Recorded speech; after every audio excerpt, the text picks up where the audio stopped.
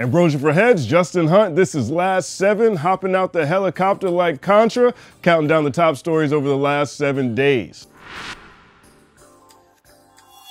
Jay-Z's Folk 44 might have inspired a new wave of rap legends to push the margins creatively, but Andre 3000 remains unfazed. One half of Outkast talked about his lyrical future in a conversation with Complex this week.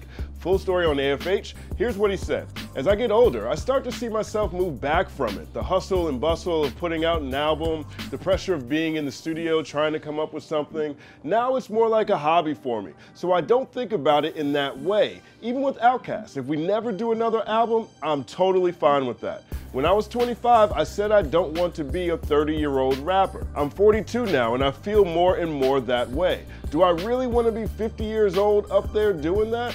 Rapping is like being a boxer. No matter how great you are or were at a certain time, the older you get, the slower you get. I don't care who you are. The saddest part is Andre remains one of hip-hop's most electrifying MCs. He's straight lace Kid Cudi, lace Frank Ocean, lace Travis Scott, just as he's done numerous MCs over the past 10 years since Outkast's last project. Interesting though, Andre is now actually the creative director of Tree Torn, so he's still creative enough to design sneakers, just not albums. Is he selling himself short?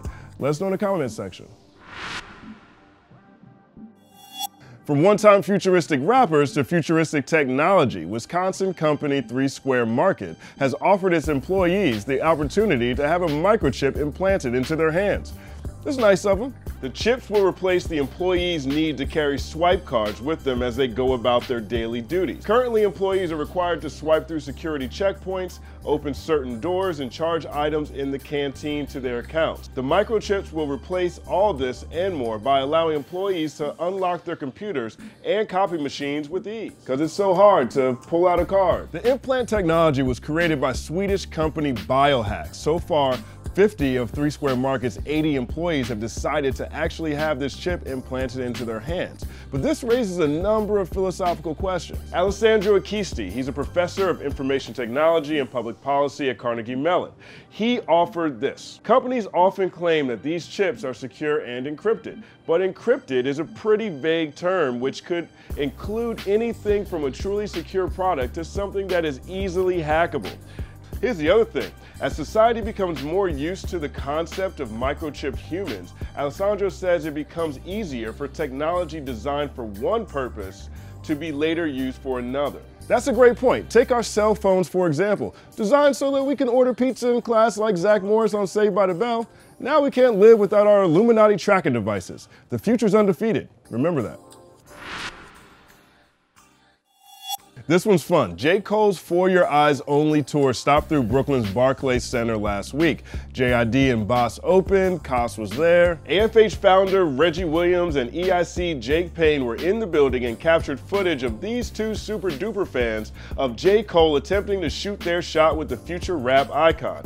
Cole asked the audience if he could perform some older cuts, asked his team to spotlight some day one fans, and urged novices to fall back.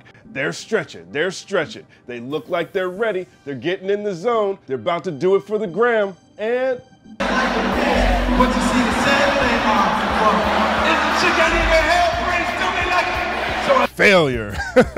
Hey, she gave her the best, at least she tried. It's gotta be tough reciting a rap in front of 20,000 strangers. I'm not sure I can recite Lights Please right now on the spot either. Premeditated Murder, on the other hand, y'all cats hated and I levitated further. Still probably one of my favorite J. Cole joints. Gets me every time, I feel taller every time I hear it. But what do you think? Where does Friday Night Lights fall in his catalog now? Is this one of J. Cole's 3 best projects? Let us know.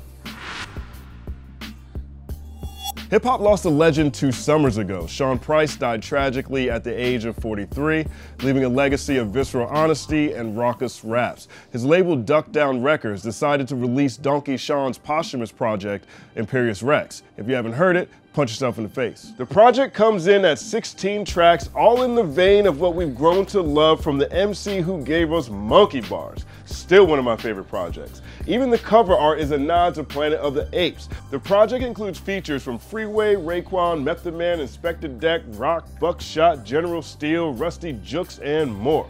Here's the dope part. Included in the project is a collaboration with Doom called Negus. It's also included on Cartoon Network's newest campaign. Check this out. Over the next 15 weeks, the network will release a new, previously unheard Doom track. The project is called The Missing Notebook. Perfect title. Sincerely, Imperious Rex is a necessary listen. Check it out on Spotify and look out for new Doom on the way as well. Dopest story of the week.